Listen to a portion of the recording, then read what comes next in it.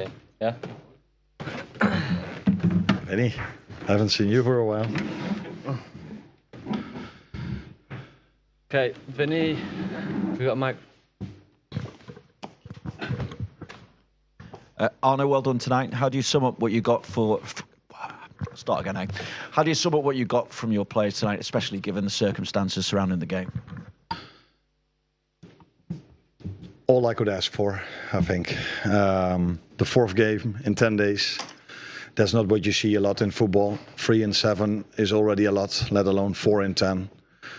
With only 13 outfield players available with Premier League or Champions League experience. After the blow we had, conceding the 3-3 in extra time against Leeds, where we deserved so much more than to go into this stadium against such a strong Inter Milan team.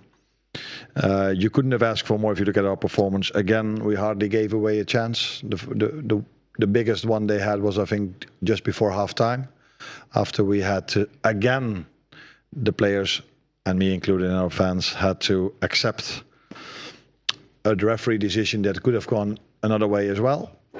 But that's the story, that has been the story of our season, as some other things. So great mentality. Second half, we got better and better and better. We were close to scoring already with Conor Bradley and Hugo Ekitike. And in the end, we got a penalty, which is a penalty. We could have had 10 this season, I think. So that was a penalty that I don't think in the Premier League would have been given. But again, I think it was... the first goal was more clear a goal than it was wrong that the penalty was given. You feel in some ways those decisions even themselves out? It shouldn't be like that, of course. But I prefer to score in the 86th minute the 1-0 than in the 38th minute the 1-0. But it shouldn't be like that. I think so many times this season referee decisions have gone against us, either in the Premier League, either in the Champions League. I think this weekend I saw a handball at Brighton against West Ham in the lead up to a goal, and that was allowed. So probably people will tell me, no, there was something different between it, but there's always something that's different, like the goal we scored against City. So yeah, another time where the players showed great mentality, and this time we could win it instead of ending it with a draw. Finally, for me, you're up to 8th in the standings now. How big a moment could this be in your season, do you think? Yeah, that's difficult to see because we cannot foresee the future. But I think it was mainly for us very important that we got a result today, because with an away game to Marseille, also still to play in one home game, we needed points, and and we know how difficult that would be over here because they've been so strong in this stadium, in the league, but definitely also in the Champions League. So it's a great result, like it was against Real Madrid. I think it's not funny, but it's the weird thing that we've had a few special results this season. So beating Arsenal, beating Real Madrid, beating Newcastle away, beating Aston Villa, where they won 10 in a row and only lost against us. So that's why it's so surprising to see that we drop points in so many other games. Although there are multiple reasons, but one of them I just said. The front here. Hi, Coach. Congratulations. Halit Adrian from Armenian Press. And actually, you spoke already about a question that I'm going to ask. Like, the team reacts in the big matches, as you mentioned, with Madrid, with Inter. Are you sure that when going home in Premier League, in the next match, you will see the same performance, you are going to win? So what's the reason? Can you understand this? Thank you. I think most of our performances, except for 2 or 3 maybe, have been the same. Have been the same. But not always we got what we deserved. So against Leeds, we conceded 1 chance, like we did today. But against Leeds, we conceded 3 goals because the VAR interfered for a penalty and we conceded a set piece. Against Sunderland, we didn't even concede a chance till the 96th minute. But before that, we already conceded a goal by deflection. So I think if you simply look at the last 4 games, the players have fight so hard, showed so much mentality. And I don't think we every time have gotten what we deserved lately. But tonight, at last, we did, in, again, difficult circumstances. Arne, hello. Can you just talk to us about the work rate of your midfield and how impressed you were by that midfield you put out tonight? And also, what does it mean to you after such a testing week to hear the fans sing your name at the full-time whistle? No, I don't think I would do justice to only tell you that our midfield worked so hard. I think I saw all the players showing a lot of commitment to the game plan.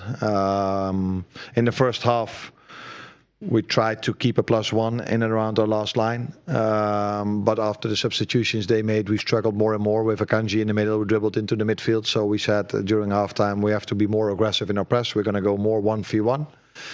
And then, of course, it's important that your midfield sprints back if they overplay you. But it was the same for our attackers. And I think you are highlighting our midfield. And I would like to highlight one player because he's been highlighted a few times also in a negative way. And this time, I would like to highlight Konate, who played a very good game against two very good strikers together with Virgil. They were, I don't think they made a mistake at all, or like I said, we only conceded one chance.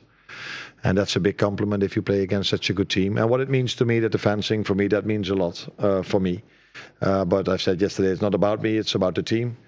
And they were also there for the team. Again, so many away fans in difficult circumstances for the club. And it shows you one more time, if things go against us, or if there's a hard time, we're all there for each other and we fight together. And that's what the fans and the players showed today. Just going back to Ibu, obviously he was great tonight, and he's had a tough season, a lot of criticism externally. Have you had to sort of put your arm around him at times or have a word with him? Has he sort of been okay with all of that going on outside? How has he dealt with all of that? I think the hardest thing for him, but also for me, is to see that during large parts of the game he's played very well. Also in games where he was involved in goals we've conceded. So let's take the PSV game. I think till that moment he played a very good game. And that has been so many times. So it's not a surprise to me that he again played well, but I'm so happy for him that we kept a clean sheet and he wasn't involved in anything that happened tonight.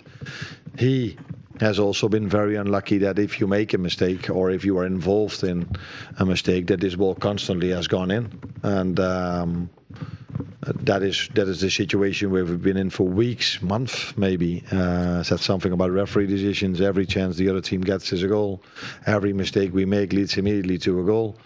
Again tonight we weren't able to finish our first chances, but because we kept the clean sheet, when we scored our last chance of the game, we could win it today. Richard? Hi, Arne. We're not used to seeing Dominic Szoboszlai take many penalties for you at all. No. Obviously, it's a really high-pressure one for him to get, but also, does it just feel that whatever you ask of him this season, he'll step up and do it? Yeah, that last thing for sure, because I've asked a lot of him, a lot of different positions. Although, no matter what position he plays, I always try to bring him in certain positions. I think what is also special with him is how much he runs in the game. So he's one of the few players that played all 4 games in the last 10 days. I have Ibu and maybe Ibu also all the time 90 together with Virgil, but they play in a different position. So centre backs don't run as much as midfielders have to do. So it's special what he's doing physically. But also football-wise, because again he played a good game and he stood up in a difficult moment because it's not easy. It's 86 minutes. Your first penalty for Liverpool, I think. Yeah, maybe in Charity Shields or in other moments, but in during a game on 0-0. So that's a special moment. But he has a great shot, and he delivered because he takes a lot of penalties for his national team and for his former clubs as well. Front. Buonasera. Buonasera Mr. Lot, sono Paolo Vinci di Network Telesiti. Volevo chiederle questo, questa squadra, questo Liverpool quest'anno, nonostante una serie di giocatori eccezionali e eccellenti, non è riuscito a fare un campionato costante in Premier League né in Champions, soprattutto un percorso da livello solido come ha fatto nella prima parte dell'anno, nella stagione scorsa. Lei si è fatta una ragione se è un problema psicologico, se è un problema tecnico, se è un problema di spogliatoio. Lei ha fatto un'analisi molto onesta, molto condivisibile sulla partita e sul campionato. Quindi le chiedo qual è il suo pensiero? È psicologico il problema del Liverpool?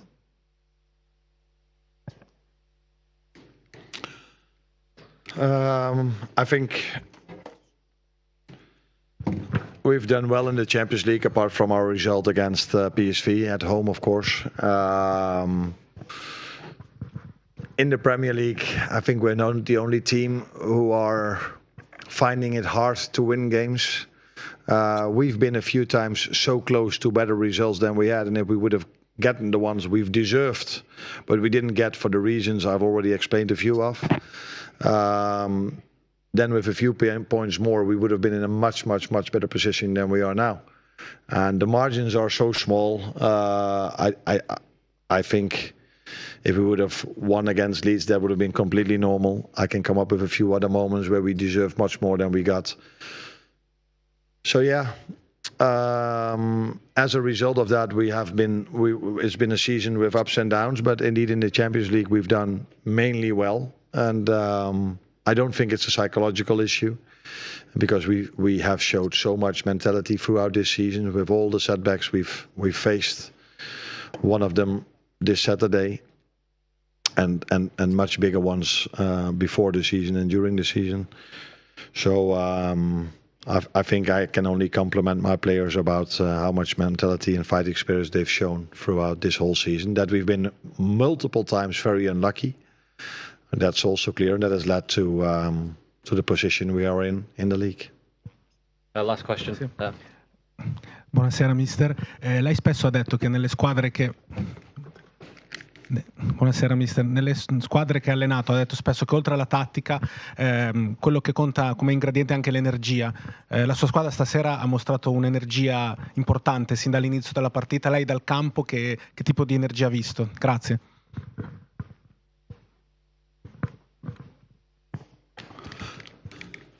It's indeed true that tactics are one thing, but if you have quality players that play against each other, and both tactics are right, then it's also a lot about energy and about fighting spirit, and that's what I saw today, by the way, from both sides. That's why it was such a tight game, not many chances for both teams, but that's what I knew before we came here.